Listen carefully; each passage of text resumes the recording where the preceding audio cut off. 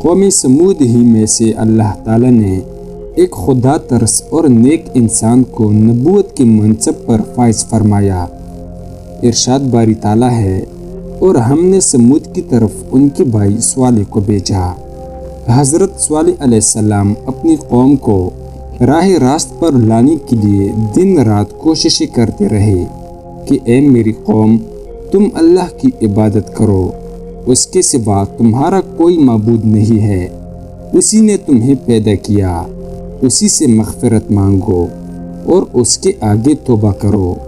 اس کے جواب میں ان کی قوم کہتی، اے صالح، تم ہمیں ان چیزوں سے روکتے ہو جنہیں ہمارے بزرگ پوچھتے چلے آئے ہیں، اور جس بات کی طرف تم ہمیں بلاتے ہو اس میں ہمیں کبھی شبہ ہے۔ حضرت صالح علیہ السلام جوانی کے زمانے سے قوم کو دین کی دعوت دیتے ہوئے بوڑھے ہو گئے۔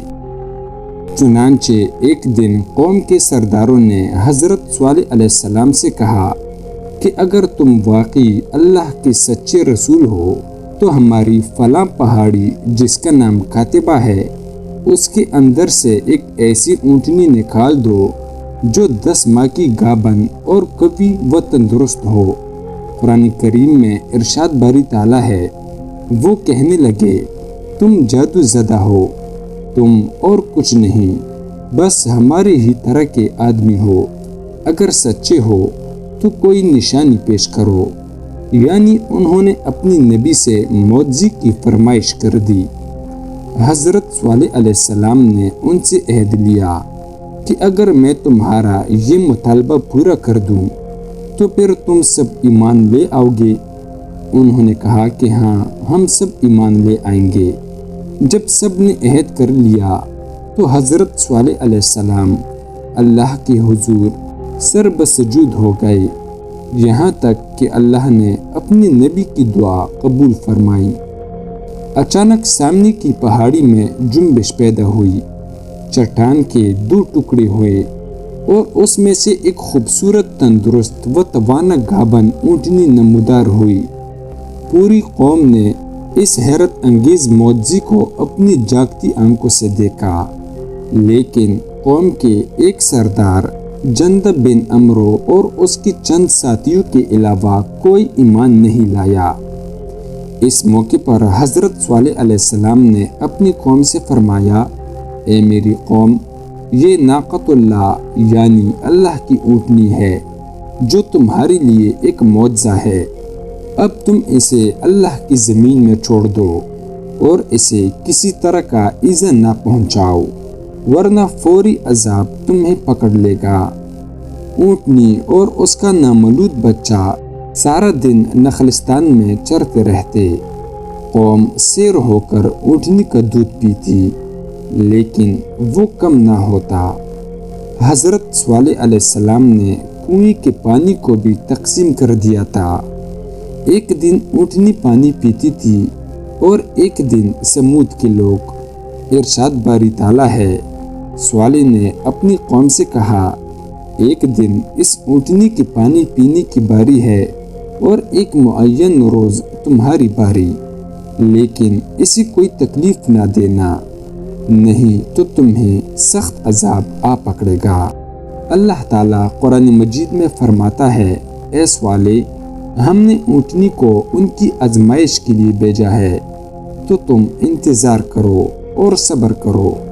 ابھی کچھ ہی عرصہ گزرا تھا کہ قوم کو اونٹنی کی موجودگی کٹکنے لگی۔ دن بھر آزادی سے گھومنا پھرنا اور اپنی باری پر ایک ہی سانس میں پوری کنویں کا پانی پی جانا ان کے لیے پریشان کن تھا۔ چنانچہ شیطان کے اکسانے پر انہوں نے اونٹنی کو جان سے مارنے کا فیصلہ کر لیا۔ قوم کے سرداروں نے یہ کام 2 حسین خواتین کو سونپا۔ ان عورتوں نے شراب و شباب کی رسیاں 2 اوباش نوجوانوں مصرع اور قدار کو اپنی خوبصورت بچیوں سے شادی کے عوض ناقۃ اللہ یعنی اللہ کی اونٹنی کے قتل پر آمادہ کیا، جن کے ساتھ مزید 7 اوباش نوجوان بھی شامل ہو گئے۔ قرآن پاک میں اللہ تعالیٰ حضرت صالح علیہ السلام کا واقعہ بیان کرتے ہوئے فرماتا ہے، شہر میں 9 افراد کی ایک جماعت تھی جو ملک میں فساد مچاتے پھرتے اور اصلاح نہیں کرتے تھے۔ پھر ایک دن ان شکیل قبل 9 افراد کی جماعت اونٹنی کے انتظار میں کنویں کے پاس گات لگا کر بیٹھ گئی، جبکہ قوم کے لوگ اللہ کے عذاب کے ڈر سے چھپ کر یہ دلخراش منظر دیکھنے لگے۔ حسب معمول اونٹنی پانی پینے کے لیے کنویں کے قریب آئی تو مصر نامی شخص نے کمان سیدھی کی اور اونٹنی پر تیر چلا دیا، جو اس کی پنڈلی میں پیوست ہوا اور ٹانگ سے خون کا فوارہ جاری ہو گیا۔ یہ منظر دیکھ کر باقی لوگ خوفزدہ ہو کر پیچھے ہٹ گئے۔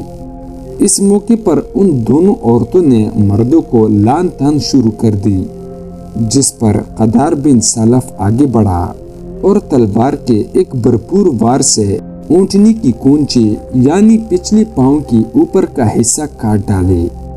شدید زخمی اونٹنی لاچار ہو کر زمین پر گر پڑی۔ گرتے گرتے اس نے ایک زوردار چیخ ماری تاکہ اس کا بچہ جہاں کہیں بھی ہو خبردار ہو کر ظالموں کی چنگل سے بھاگ جائے یعنی محتاط ہو جائے۔ پھر ظالم قدار نے اونٹنی کے سینے پر نیزہ مارنے کے بعد اسے ذبح کر ڈالا۔ ادھر اس کا بچہ بھاگتا ہوا اونچے پہاڑ پر چڑھا اور چیخیں مارتا ہوا غائب ہو گیا۔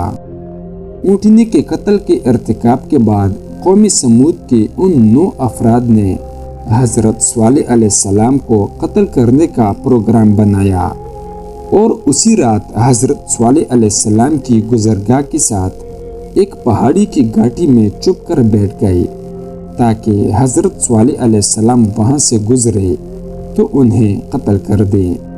لیکن اس رات پہاڑ سے بڑے بڑے پتھر اس طرح برسے کہ وہ سب ہلاک ہو گئے۔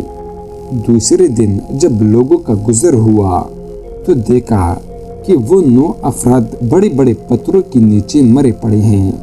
اس طرح وہ سفاک لوگ اپنی قوم کی تباہ و برباد ہونے سے 3 دن پہلے ہی جہنم رسید ہو گئے۔ اونٹنی کے قتل کے بعد جب کوئی عذاب نازل نہ ہوا تو قوم نے خوشی کا جشن مناتے ہوئے کہا، صالح، جس چیز سے تم ہمیں ڈراتے تھے، اگر تم اللہ کے پیغمبر ہو تو اس عذاب کو ہم پر لے آؤ۔ حضرت صالح علیہ السلام نے فرمایا، اے قوم، اب تمہارے پاس صرف 3 دن کی مہلت ہے، اور لو عذاب کی علامت بھی سن لو۔ کل جمعرات کے روز تم سب کے چہرے سخت زرد ہو جائیں گے۔ پرسوں یعنی جمعے کے روز تم سب کے چہرے سخت سرخ ہو جائیں گے، اور ہفتے کو سب کے چہرے سیاہ ہو جائیں گے، اور وہ تمہاری زندگی کا آخری دن ہوگا۔